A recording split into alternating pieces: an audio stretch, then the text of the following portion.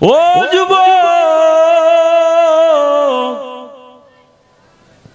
আমার মনে হয় তোমাদের কপাল পড়ে গেছে।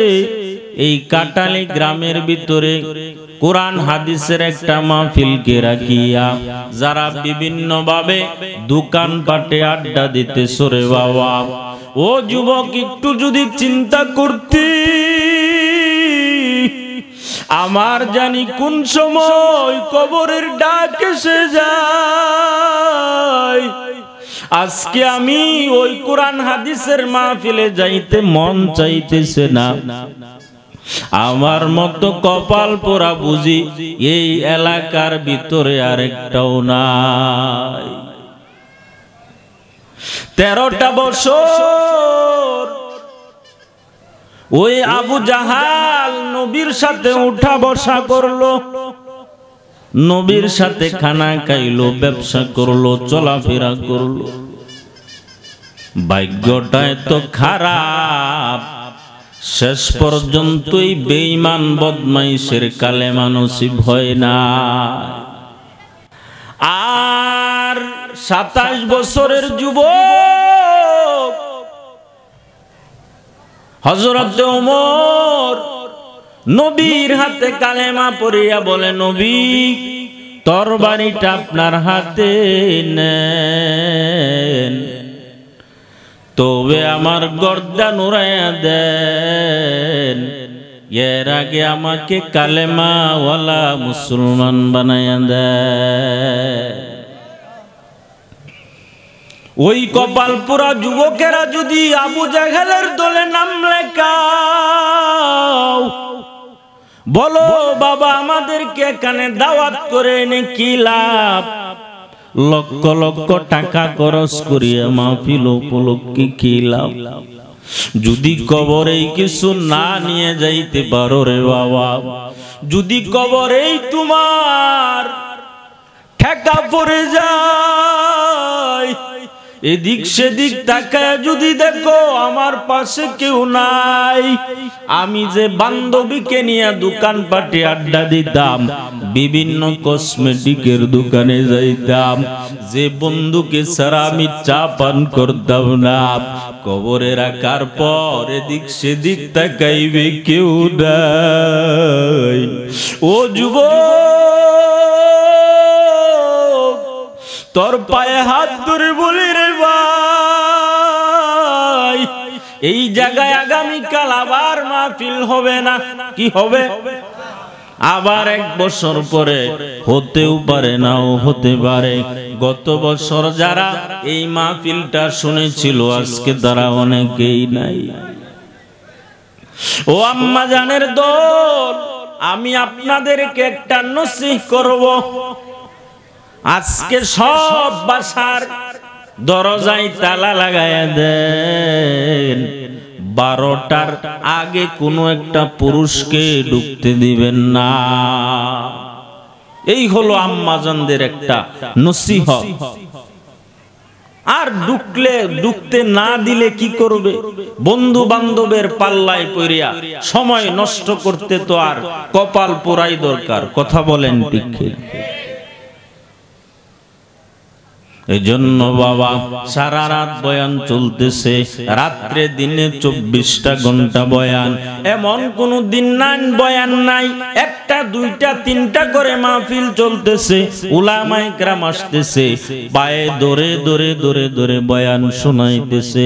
এরপরেও যুবক নামাজি হয় না, এরপরেও তো যুবক নবীর সুন্নাহ মানতে রাজি না, এরপরেও আম্মা জানেরা পর্দা করতে রাজি না। এই মাহফিলের দিকেই তাকায় দেখেন জান্নাত জাহান্নামের পার্থক্যটা কতটুকু রে বাবা। আজকে যারা এখানে বসে আছেন, আমার নবী বলেন যারা এখানে এই মাহফিলে কোরআন হাদিসের মাহফিলে বসবে, যতক্ষণ পর্যন্ত কোরআন হাদিসের আলোচনা শুনবে রে বাবা, নবী বলেন ততক্ষণ পর্যন্ত বান্দার আমল নামাই ফেরেশতারা সব লিখতে থাকবে। আর যারা কপাল পোড়া, ওরা তো দুনিয়ার রং তামসা নিয়ে ব্যস্ত, দুনিয়া থেকে চলে যাইতে দেরি হবে।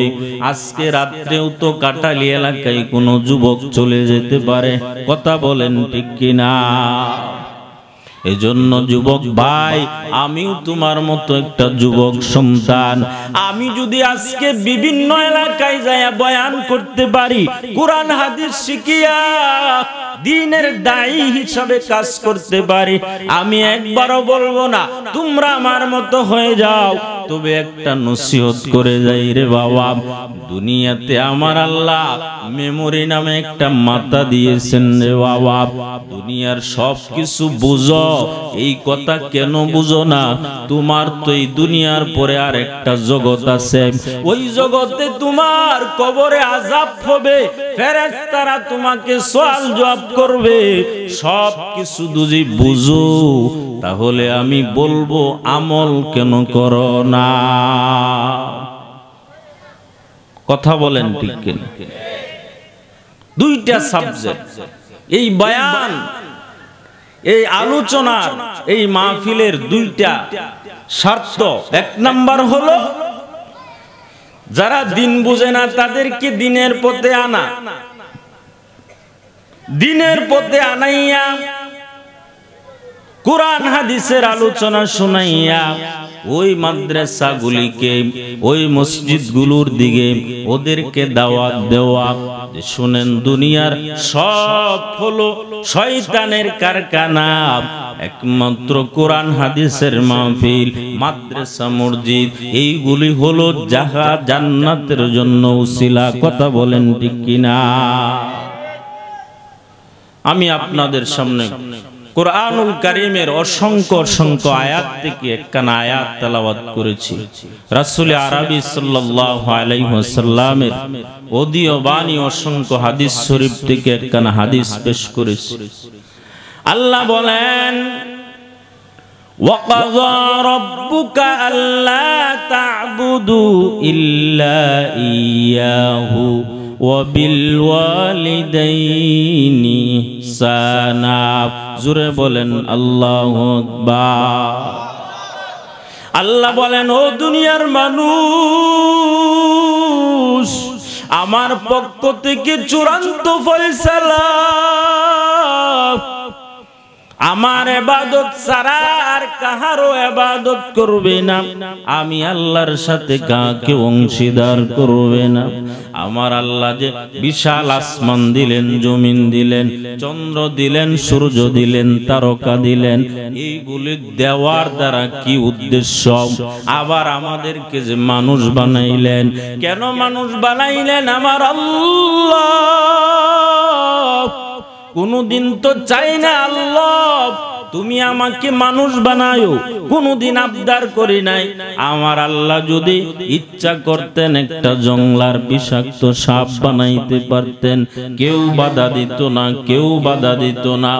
আমার আল্লাহ চাইলে কুকুর বানাইতেন, আমার আল্লাহ চাইলে বিভিন্ন শিয়াল, কুকুর, বিভিন্ন হিংস্র প্রাণী বানাইয়া দুনিয়াতে পাঠাইতে পারতেন, কেন করলেন না? জীবনে তো চাইলাম না।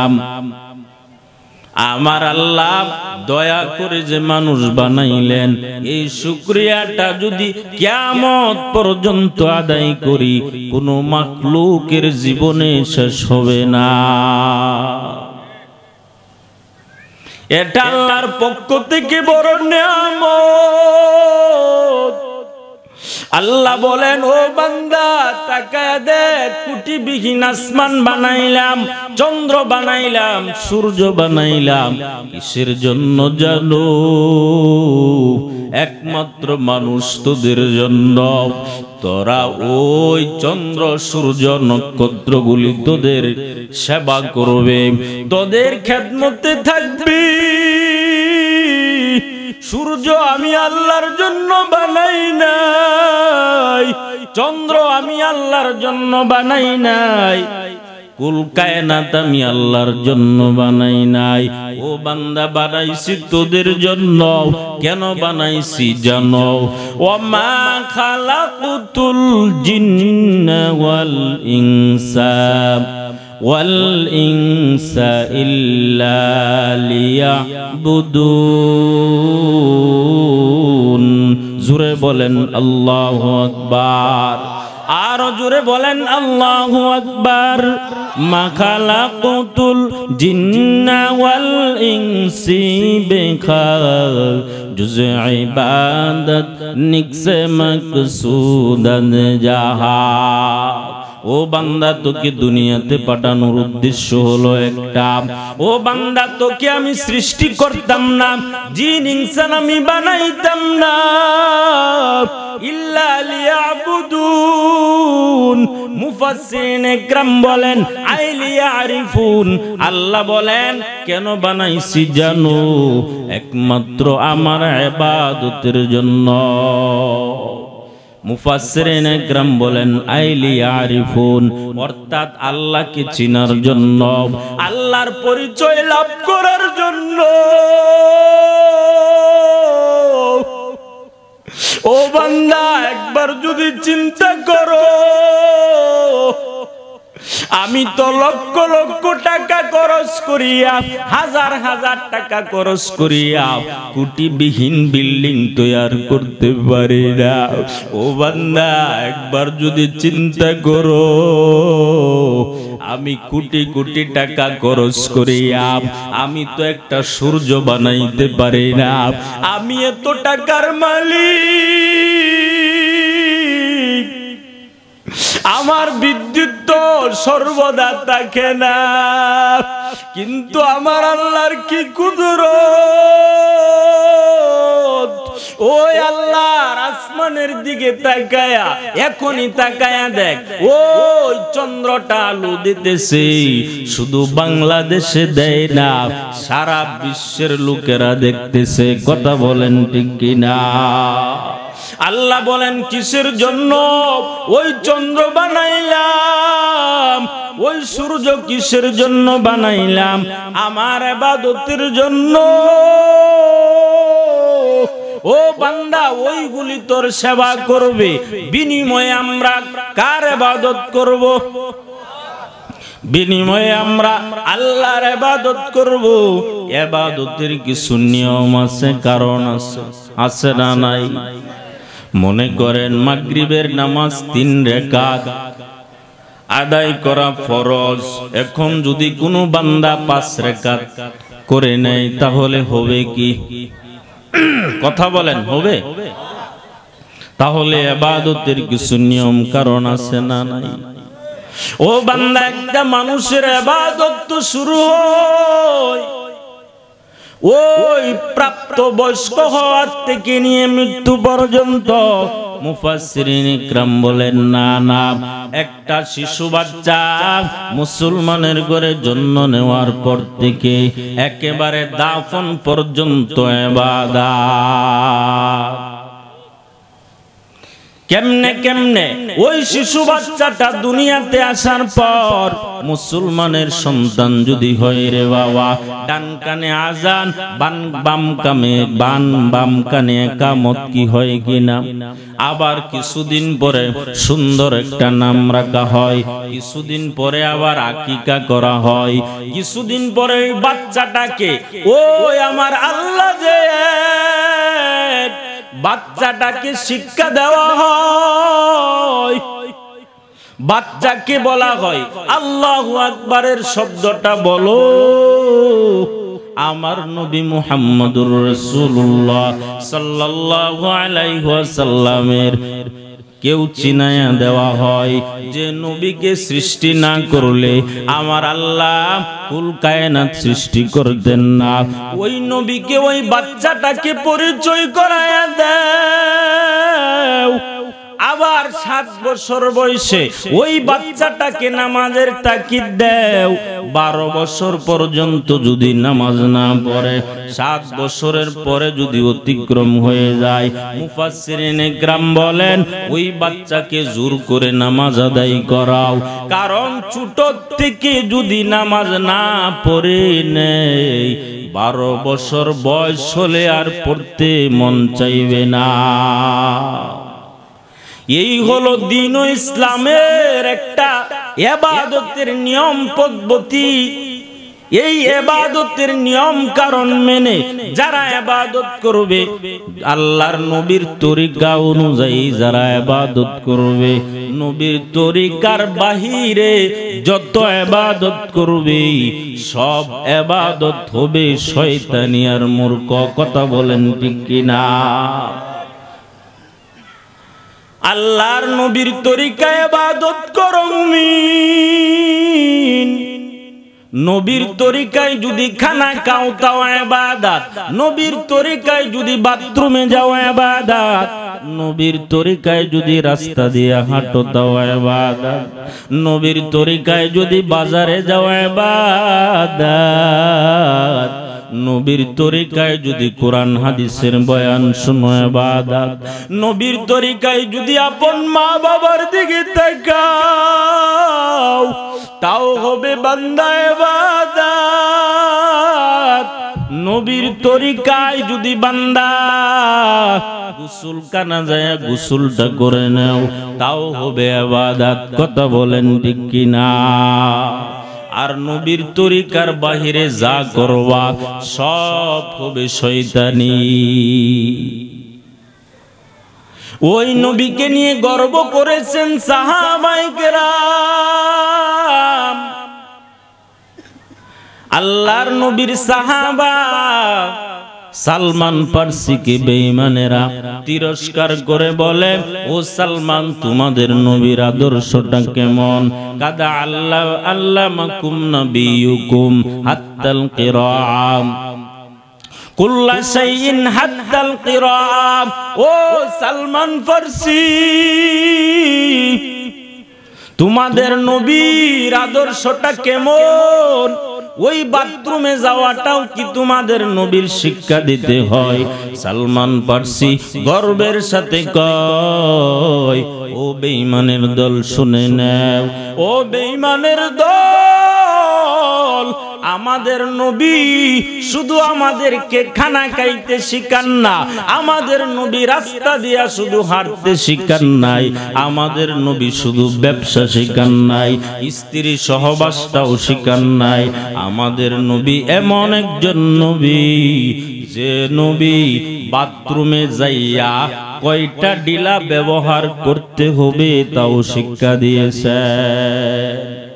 আইমামুল আউয়ালিন ওয়াল আখিরিন বহর সাদকা রাহমাতাল লিল আলামিন সাইয়্যিদুল কাওনাইন খাতামুল মুরসালিন আখিরামুদ বুয়াদ ফকরুল আউয়ালিন শুদ্ধ অজদাস রাহমাতাল লিল আলামিন মসজিদে ও শুদ্ধ হামারুয়ে জমিন। জোরে বলেন আল্লাহু আকবার।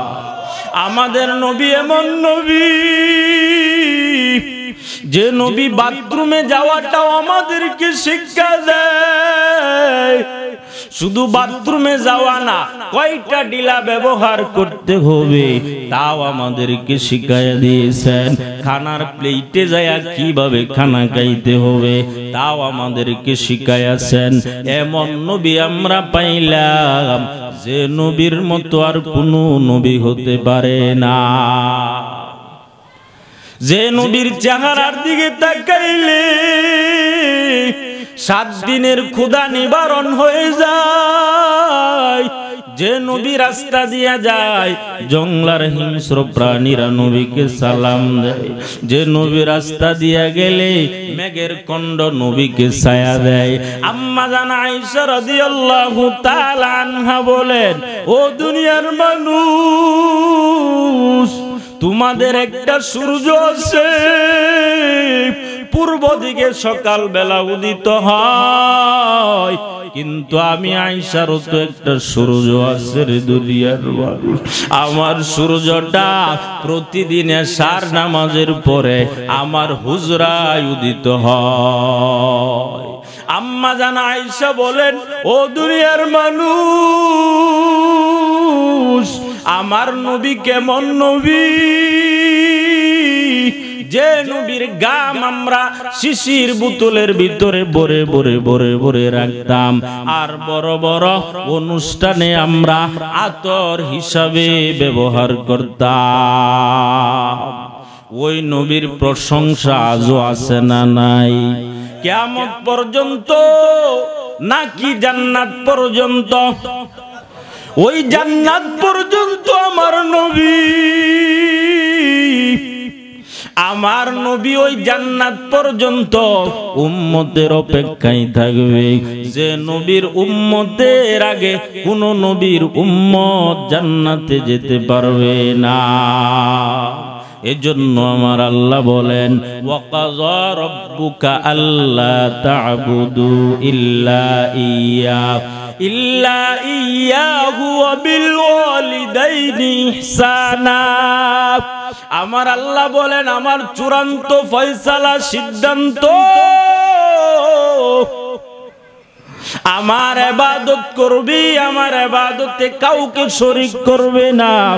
ইবাদতের পরে নামাজ পড়লাম, রোজা রাখলাম, হজ করলাম, যাকাত দিলাম, আবার নবীর তরিকায় চললাম। আল্লাহ বলেন ইবাদতের পরে দ্বিতীয় সাবজেক্ট হলো আপন আপন মা বাবার সাথে ভালো ব্যবহার করো। 13 বার হজ করলাম, মায়ের সাথে বেয়াদবি করলাম, হজ কবুল হবে? 13 বার মুক্তি মৌলানা হইলাম, মাদ্রাসায় হাদিস পড়াইতেছি, কোরআনের তরজমা দেখি, বাড়িতে গেলে উল্টা পাল্টাম, আমার বাড়িতে পর্দার খবর নাই, আবার মঞ্চের ভিতরে বলি আমার মতো বক্তা কেউ নাই। কথা বলেন ঠিক কিনা? এখানে বয়ানের আসার আগেও আমি আমার মা থেকে আদবের সাথে বিদায় নিয়ে নিয়েছি। ও মা, আমার জন্য দোয়া করবা। আমার মতো নালায়েক বান্দা প্রতিদিন 2টা 3টা করে মাহফিল করি রে বাবা, এটা আমার কোনো যোগ্যতা না, আমার কোনো সাপোর্ট নাই, আমার কোনো এমন বন্ধু নাই, কারো কাছে কোনো দিন একটা মাহফিল চাই নাই, কোনো বক্তার পিছনে ব্যাগ নিয়ে দৌড়াই না। আমি মনে করি এই সফলতা একমাত্র আমার মা বাবার দোয়া আর আমার উস্তাদের চোখের পানি। ওরে বাবা, এজন্য আল্লাহর ইবাদতের পর আল্লাহ ভিন্ন ভিন্ন আয়াতে কোরআনের ভিতরে যত জায়গায় ইবাদতের কথা বলছেন, সাথে সাথে মা বাবার সাবজেক্টটা নিয়ে আসছেন। বোঝা গেল ইবাদত করলেই চলবে না, ইবাদতের সাথে সাথে মা বাবার সাথেও ভালো ব্যবহার করতে হবে। কারণ আমার মা দুদিনে আসতো, আমার বাবা না আসলে আমি এত বড় মৌলানা হতে পারতাম না, আমি মুফতি হতে পারতাম না, আমাকে কেউ চিনতো না, কেউ জানতো না। মা বাবার এক ফুটা নাপাক পানি দিয়া আমার আল্লাহ ওই মায়ের পরিচয় দিয়া, বাবার পরিচয় দিয়া মুসলমানের ঘরে জন্ম দিয়েছেন। এর থেকে ভালো উপহার আমার কি হতে পারে? কোনদিন তো আবদারও করেন না, আল্লাহ আমাকে মুসলমান বানায়ো। আল্লাহ যদি ইচ্ছা করতেন একটা ইহুদির ঘরেও জন্ম দিতে পারতেন, কেউ আমার মালিককে বাধা দিত না। কিন্তু ভাগ্যটাই তো ভালো, মুহাম্মদ নবীর উম্মত হইলাম, মুসলমান হইলাম, ইবাদত করলাম। এখন কত যুবক গাড়ি বাড়ি পাইয়া, সংসার পাইয়া, সুন্দরী বিবি পাইয়া নিজের আপন মা বাবাকে তুচ্ছ করে ফেলে দেয়, লাথি মেরে বাসা থেকে তাড়ায়া দেয়। এই বাংলার জমিনে এমন শিক্ষিত নামে কিছু জানোয়ার আছে যারা মা বাবাকে বৃদ্ধ বয়সে ওই বৃদ্ধাশ্রমে রেখে আসে রে ভাই। অথচ আমার আল্লাহ বলেন ইবাদতের পরে মা বাবার সেবা কর। ওই মা বাবার কত চোখের পানি। আমি যেদিন দুনিয়াতে আসলাম আমার মা পর্দা করতেন, আমার মার আওয়াজটা কেউ শুনতো না, জানতো না। কিন্তু আমি দুনিয়াতে আসার দিন আমার মায়ের চিৎকারের আওয়াজে আশেপাশের বাসার মহিলারা পর্যন্ত ঘুমাইতে পারে না। আর আমার দাদি নারীরা আমার মা কি বলে ধৈর্য ধর, সন্তান আসলে তো এমনটা হবে, একটু ধৈর্য ধর। আমার মা বলে আপনারা এখান থেকে চলে যান, আমার স্বামীকে ডাক দেন। আমার মা বলে ও স্বামী আমার মাথায় 7 আসমানের বোঝা, ও স্বামী মাফ করে দাও, আমি তোমার ঘরে এসে তোমার খেদমত করতে পারি নাই, তোমার সেবা করতে পারি নাই রে স্বামী, তুমি আমাকে মাফ করে দাও। ও যুবক, আজকে ওই মাকে সাদা কাপড়ের প্যাকেটিং বানাইয়া এখানে কত যুবক আছো ওই কবরে মা বাবাকে রাখছো, একবারও কি মনে পড়ে না রে যুবকের ভাইয়েরা, ও মুরব্বী বাবারা, ও কাটালিয়ার আম্মা জানেরা, ও এলাকার বৃদ্ধ বাবাজি,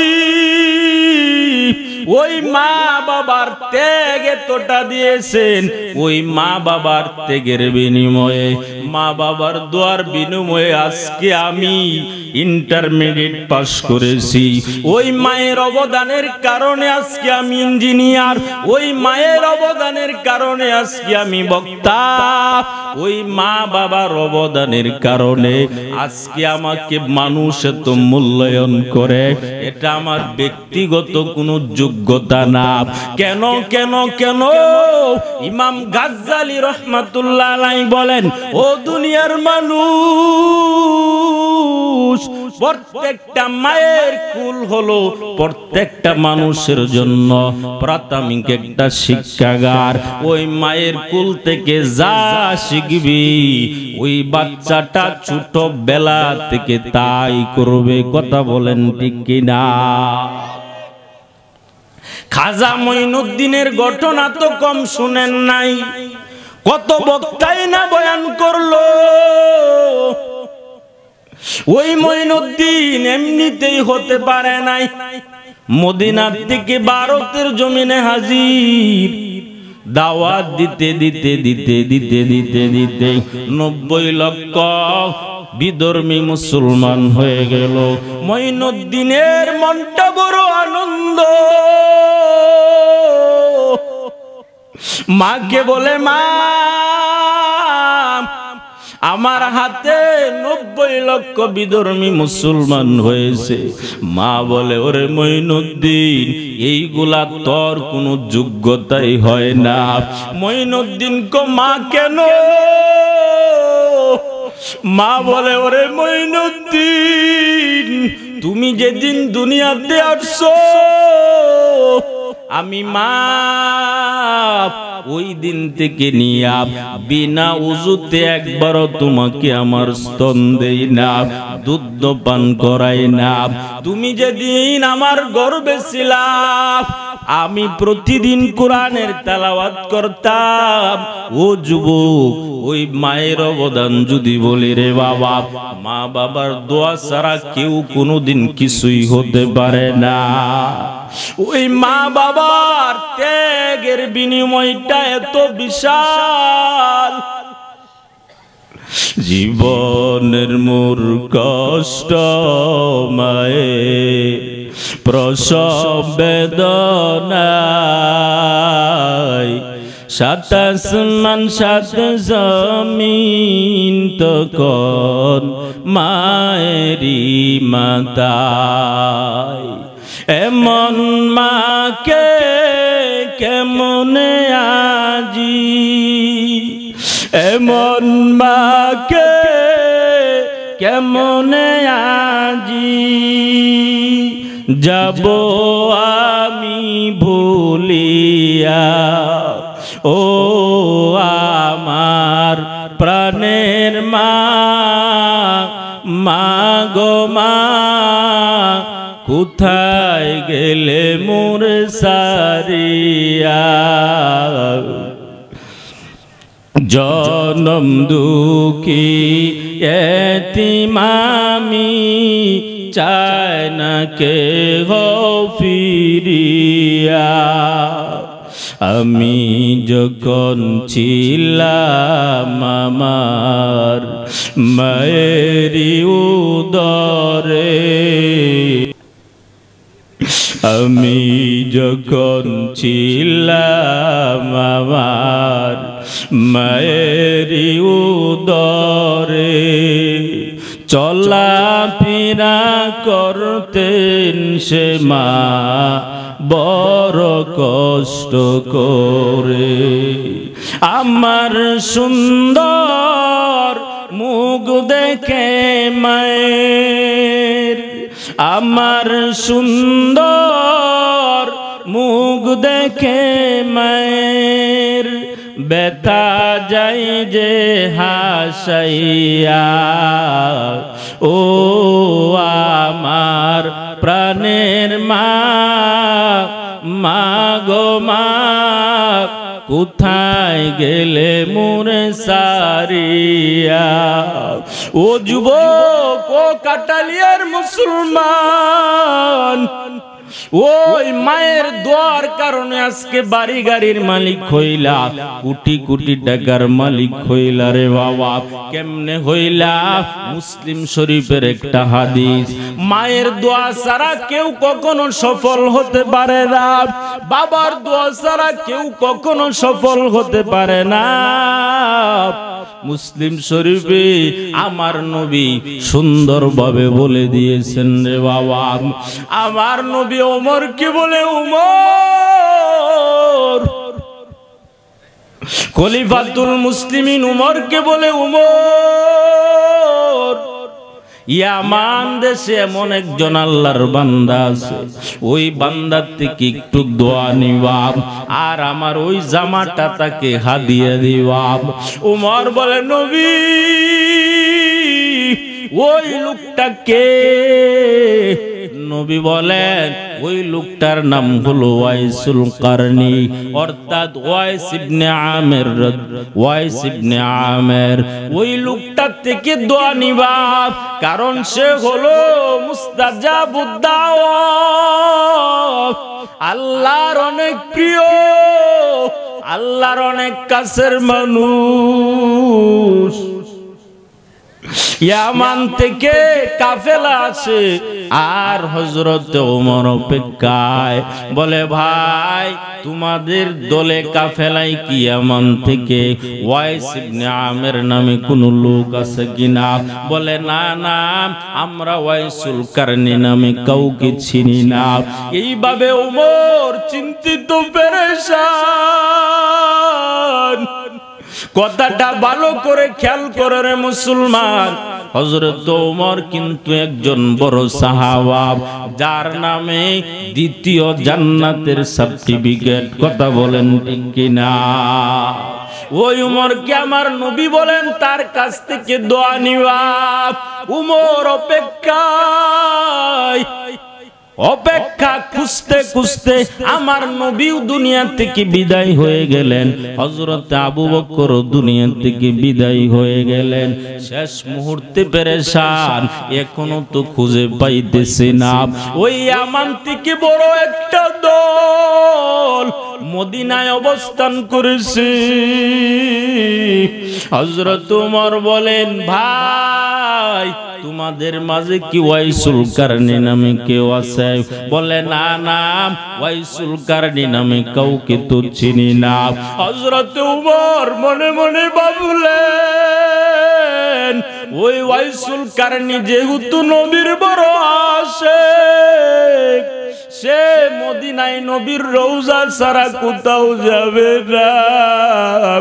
দূর থেকে তাকায় দেখে একটা আল্লাহর বান্দা ওই রওজায় যাইয়া কান্না শুরু করে দিয়েছে, আর বলে, নবী আমি তো সাহাবা হওয়ার যোগ্যতা আমার ছিল, আপনি আমাকে আসতে নিষেধ করেছেন, আসতে পারি নাই। ও নবী আমার জন্য একটু দোয়া করেন। হযরত ওমর তাকাইয়া দেখিয়া দৌড়ে যায়, বলে আপনি কি ওয়াইসুল কারনী? বলে হ্যাঁ আমি ওয়াইসুল কারনী। হযরত ওমর ওই ওয়াইসুল কারনীকে বুকে জড়াইয়া নিয়া বলতেছে, ভাই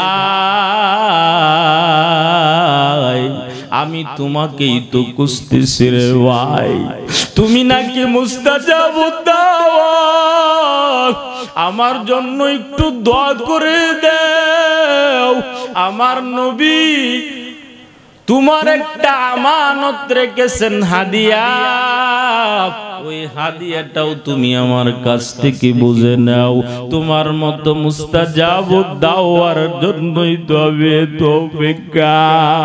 হযরত ওমর কথা বলার পরে হযরত ওমর বলতেছে, ভাই তুমি এই গুণটা কোথায় থেকে অর্জন করেছো?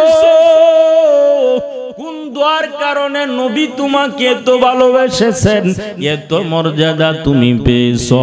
ওয়াইসুল কারনী বলে, ওমর ভাই আমি ইয়ামান থেকে চিঠি লিখেছিলাম, ও নবী আমার আমি আপনার খেদমতে আসতে চাই। নবী চিঠির অপর পৃষ্ঠায় লিখে দিলেন, না না না, ও আল্লাহর বান্দা আমি শুনেছি তোমার মা বড় অসুস্থ, তুমি তোমার মায়ের সেবা করো, তোমার মায়ের সেবা করলেই আল্লাহ তোমাকে যত সম্মান মর্যাদা সব কিছুই তোমার হাতের মুঠায় দিয়ে দিবে। জোরে বলেন সুবহানাল্লাহ। খেদমতে মা দরফে দর কুন সুবহ শাম, কাকে বাসি দর্দ আলম মি কুনান। খেদমতে মা দরফে দর কুন সুবহ শাম, কাকে বাসি দর্দ আলম মি কুনান। ওই মা বাবার জন্য ওই মা বাবার কাছ থেকে দোয়া নেওয়ার দরকার আছে না নাই? ওই মা বাবার দোয়ায় সাহাবারা এত আল্লাহওয়ালা। ও যুবক, ও মুরব্বী বাবারা, আল্লাহ বলেন, ওয়াকাযা রাব্বুকা আল্লা তা'বুদু ইল্লা ইয়্যাহু ওয়া বিল ওয়ালিদাইনি ইহসানা। আমার ইবাদতের পরে মা বাবার সেবা কর। আর মা বাবা যদি বৃদ্ধ হয়ে যায়, ইম্মা ইয়াবলুগান্না ইনদাকাল কিবারা আহাদুহুমা আও কিলাহুমা ফালা তাকুল্লাহুমা উফিন ওয়ালা তানহারহুমা ওয়া কুল্লাহুমা কাওলান কারীমা। জোরে বলেন আল্লাহু আকবার। মা বাবা যদি বৃদ্ধ হয়, মা বাবাকে বৃদ্ধাশ্রমে দিবে না, বরং মা বাবাকে সেবা কর। ওই মা বাবা তোর জন্য জীবনটা বিলীন করে দিয়েছেন। আজও পর্যন্ত সন্তান রাত্র 1টা 2টা 12টা বেজে গেলে যে পর্যন্ত বাসায় না যায়, মা কিন্তু ঘুমায় না। মা একটা গাছের পাতা পড়লে ওই দিক সেদিক তাকায় থাকে। আল্লাহ বলেন তুমি এত কিছু হইলা, ইংলিশ মিডিয়াম পাস করলা, আজহার বিশ্ববিদ্যালয়ে পড়লা, মদিনায় পড়লা, যতই যোগ্য সম্পন্ন হও না কেন, সাবধান, গ্রামের মায়ের সাথে ইংলিশে কথা বলা যাবে না। গ্রামের মার সাথে যদি তুমি ইংলিশে কথা বলো এটাও বেয়াদবি। ওয়াকুল্লাহুমা কাওলান কারীমা, মা বাবার সাথে বিনয়ের সাথে কথা বল, কারণ এই মা বাবাই তোর জীবনের বড় ফসল। কথা বলেন ঠিক কিনা? ওরে আল্লাহর বান্দা, মা বাবার দোয়া ছাড়া কেউ কোনোদিন সফল হতে পারে নাই। মার মন চাইছে আঙ্গুর বেদনা খাবে, বাবার মন চাইছে আঙ্গুর বেদনা খাবে। ও কাটালিয়ার যুবক, তোমরা তো একসময় গরিব ছিলা, এই জায়গাগুলি জঙ্গল ছিল, বিশাল কোনো বাসা বাড়ির ব্যবস্থাও ছিল না। ও কাটালিয়ার মুসলমান, আজকে কত যোগ্যতা সম্পন্ন হয়ে গেল, কোটি কোটি টাকার মালিক, তোমার ঘরে ফ্রিজে মাছের অভাব নাই, ফল ফুলের অভাব নাই। কত যুবকেরা মাঝে মাঝে বাসায় শুয়ে শুয়ে কান্না করে, আল্লাহ আমার মা থাকলে এই ফলগুলি আমি মাকে দিতাম। ও যুবক, ওই মায়ের কবরের পাশে যাইয়া, বাবার কবরের পাশে যাইয়া একবার চোখের পানি ফালাইয়া সূরা ফাতিহা, সূরা ইখলাস তেলাওয়াত করিয়া, দুরূদ শরীফ পাঠ করিয়া বল, আয় আল্লাহ আমার মাকে তুমি মাফ করে দাও, আমি তো আমার মাকে পাই না, আমার বাবাকে তো আমি পাই না। এজন্য ভাই, সাহাবারা, তাবে তাবিগণ, যত আল্লাহ ওয়ালারা আছে, মা বাবার দোয়া ছাড়া কেউ কোনোদিন সফল হতে পারে নাই রে বাবা। আল্লাহর নবীর সাহাবা হযরতে আবু বকর রাদিয়াল্লাহু তাআলা আনহু, এত বড় একজন সাহাবা, যার ত্যাগের হিসাব নিকাশ কেউ কোনোদিন দিতে পারবে না। নবীর আপন স্ত্রী আম্মা জান আয়েশা রাদিয়াল্লাহু তাআলা আনহা একদিন বলতেছে, নবী আমি আপনার কাছে জানতে চাই, উম্মতের মাঝে সবচাইতে কার আমল বেশি? আমার নবী বললেন, আয়েশা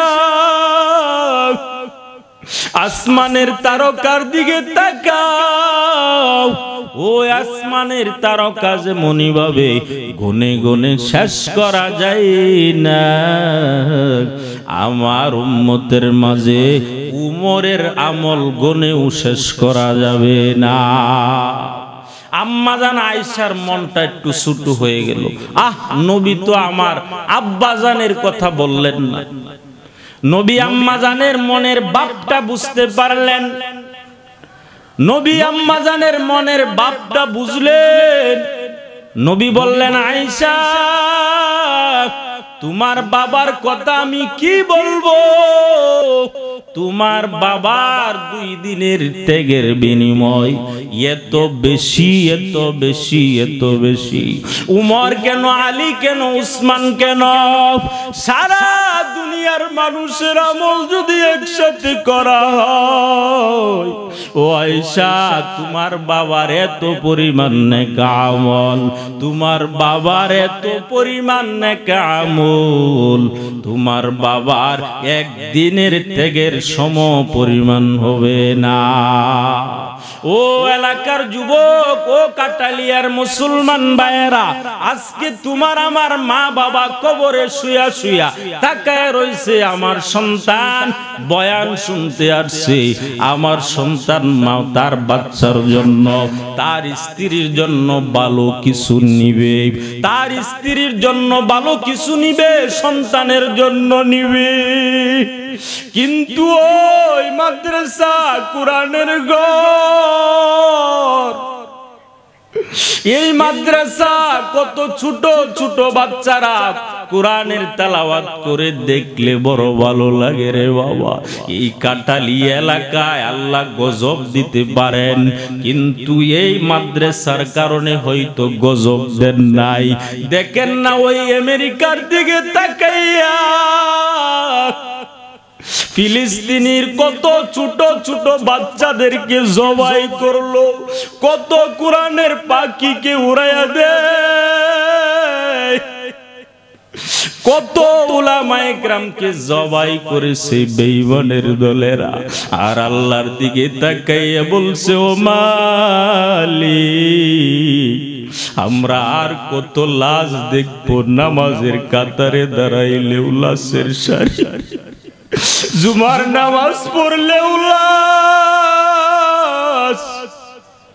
ওই আহাজারি কান্না আমার আল্লাহ শুনেছেন। ওই আমেরিকার দিকে এখন তাকায় দেখেন, যারা বেঈমানদেরকে সহযোগিতা করিয়া মুসলমানদেরকে হত্যা করেছিল, মুসলমানদের শরীরের রক্ত দিয়ে গোসল করত, ওইদের দিকে তাকান।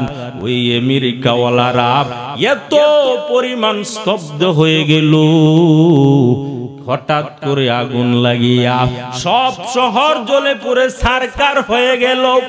যে জায়গায় হলিউড এলাকা, সিনেমা হয়, উলঙ্গ ছবি হইতো, আমার আল্লাহ সবার আগে ওই হলিউডের ভিতরে আগুন জ্বালাইয়া স্তব্ধ করিয়া দিলেন। চতুর্দিকে হাহাকার হাহাকার, আমাকে বাঁচাও, আমাকে বাঁচাও। আল্লাহ বলেন, আমি বান্দাকে ছাড় দেই যখন দড়ি ধরার মতো দড়ি। ও এলাকার মুসলমান যুবক, এই মাদ্রাসা আপনাদের মাদ্রাসা, এই মাদ্রাসার কারণে বাসা বাড়িতে আগুন লাগবে না। এই মাদ্রাসার কারণে তালিবুল ইলমদের কোরআন তেলাওয়াতের কারণে, হুজুরদের হাজারির কারণে আপনারা বড় বড় মুসিবত থেকে বেঁচে যাবেন। এই মাহফিল করতে কত টাকা লাগছে রে বাবা, কত শ্রম গাম লাগছে রে বাবা। আম্মা জান আয়েশা বলেন, ও নবী, আমার আব্বার কোন দিনের ত্যাগ? নবী বললেন, তবুকের যুদ্ধে আমি বলেছিলাম, ও সাহাবায়ে কেরাম, তোমাদের কার কি আছে, তাড়াতাড়ি আমি নবীর সামনে হাজির করো। হযরত ওমর তো টাকাওয়ালা বান্দা, টাকাওয়ালা সাহাবা। হযরত ওমর বলে, নবী, আমার অর্ধেক সম্পদ আপনার দরবারে নিয়ে আসছি। আর হযরতে আবু বকরকে নবী বলেন, ও আবু বকর, আপনি বাড়িতে কি রেখে আসছেন? হযরত আবু বকর বলে, নবী আমার, আমি বাড়িতে কিছুই রেখে আসি নাই, আমি ঝাড়ু দিয়া দিয়া দিয়া যা কিছু ছিল সব নিয়ে আসছি রে নবী। হযরত আলী, উসমান সব নিয়ে আসছেন এমন নাম, কিন্তু হযরত আবু বকর সব নিয়ে আসছেন। নিয়ে আসার পরে আবু বকরকে নবী বলেন, ও আবু বকর, আপনার এই ত্যাগের বিনিময়ে আমি কি দিব? সাথে সাথে জিবরাইল আমিন হাজির। জিবরাইল আমিনের দিকে নবী তাকায় দেখলেন, জিবরাইল চলে শটের একটা সালার একটা শট গায়ে দিয়া জিবরাইল আমিন নবীর সামনে হাজির হইছেন। নবী বললেন, জিবরাইল, আজকে আপনি এই পোশাক পরলেন কেন? জিবরাইল আমিন বলে, নবী, আমার আল্লাহর কাছে আপনার আবু বকরের দয়াটা আবু বকরের, দানটা আবু বকরের, ত্যাগটা এমন ভাবে কবুল হয়েছে আমার আল্লাহ প্রতিদিন আপনাকে সালাম জানাই। আজকে আলাদাভাবে আমার আল্লাহ আপনার সাহাবা হযরত আবু বকরকেও সালাম জানাইছেন। জুড়ে বলেন আল্লাহু আকবার।